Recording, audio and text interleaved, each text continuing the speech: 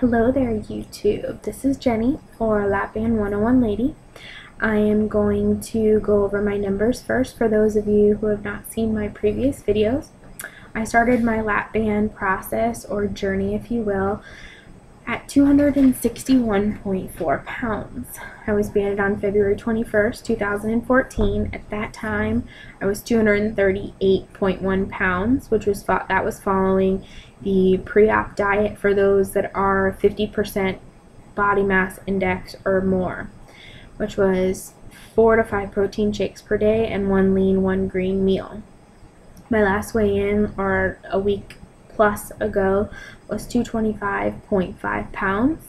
This week I am at 221.7 pounds, which gives me a weight loss for this week of 3.8 pounds, a total weight loss so far of 39.7 pounds, which is a little ironic because I told my husband that I was going to do something nice for myself, a spa day, or get some nice jewelry or something once I hit 40 pounds, and I missed it by 0.3 this week.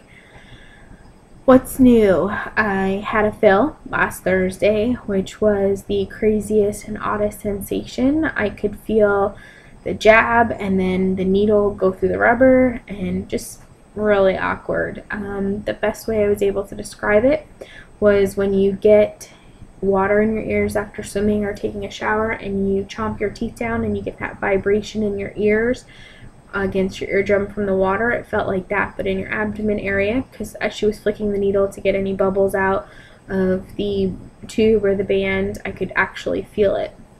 It wasn't really painful, it was a little uncomfortable. She made me lift my legs and put my chin to my chest and flex so that the band would come, I guess, towards the surface more. She said mine was really deep. It's the deepest she's ever seen. Not that there was a lot of layers of fat right in that area, just that he had attached it very deep into the muscle. At that time, at the time of surgery, I had 2 cc's in my band. At this time, she put in another 2, which was giving me 4 cc's in my 10 cc Allergan band. You can tell it's been a long day. I was really happy with that when I first got it, because the day before I had a stuck episode. And let me explain a stuck episode for me. It felt like I was having a heart attack. My shoulder hurt, my chest hurt, my armpit hurt, which is what scared me the most, is a big signal for heart attack. I was walking around the neighborhood for about a half an hour. I couldn't get it to pass. I tried drinking water. Nothing came back up. It was just intense pressure and pain like I've never felt before. So I was a little panicked because it didn't happen until 10 to 12 minutes after I ate.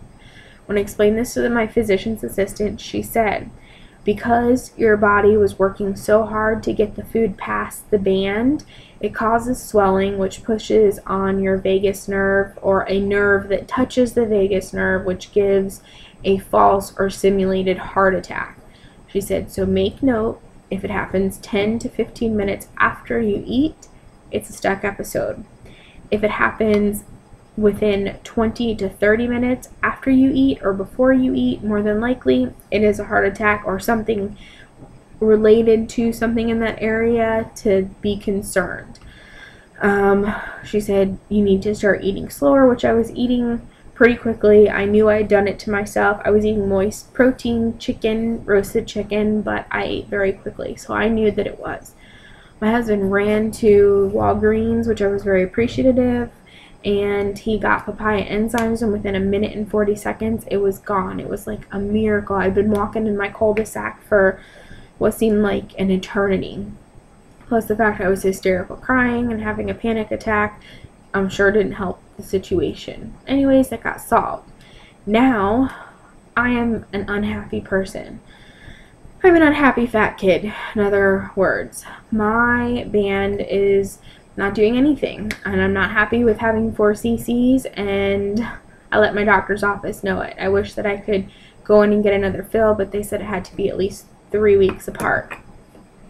I had salmon the other night for dinner, and I haven't been eating until I'm full, so I wanted to see at what point I could get full. And I was able to eat almost 8 ounces of salmon. I know that I should have done it, and I followed my rules, waiting a minute before a bite and taking small bites, and I still was able to eat. Now I went further than the 20 minutes because I was like, I know that I want to eat until I'm hungry, which I'm a little bit irritated, but I know that it's going to pass right, as soon as possible, hopefully by my next fill, because this is what got me into the situation. I've always eaten healthy foods. I eat very fresh, organic foods whenever possible. I eat really great, grade choice meat, so I eat, very well healthy foods. I don't eat a lot of processed foods or canned foods, a lot of fresh foods, but I eat large quantities of it. And that's what got me into this situation in the first place. And I don't want to go backwards. I don't know if you remember from my last video, I said that one of my incisions wasn't looking right and I thought it was getting infected. And I told the nurse that when I was there for my week follow-up, and she said, no, it looked good. And moral story is, it got infected, and I should have trusted my instincts and asked to speak to the doctor and said, look, I want antibiotics, even though she said it wasn't necessary. So now it is infected, and my doctor told me I need to wait at least another 2 to 3 weeks before I can go start exercising or doing anything with my abdominal muscles, because I could potentially spread the infection or cause more problems.